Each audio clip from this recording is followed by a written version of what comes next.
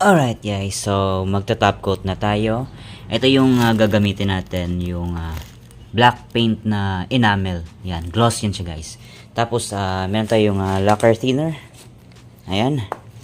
Tapos yun lang, wala na. So yun lang yung pang top coat natin. So, let's go.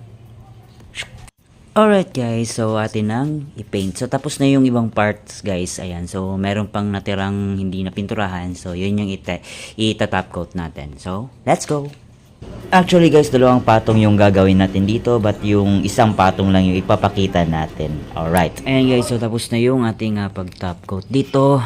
First coat pa to guys. So magse-second coat tayo para mas matibay yung ating paint job. Ayan. So dito guys, hindi ko na tinop coat kasi hindi naman niya makikita. So, abang-abang lang guys pag natapos na to, assembling na tayo. Alright.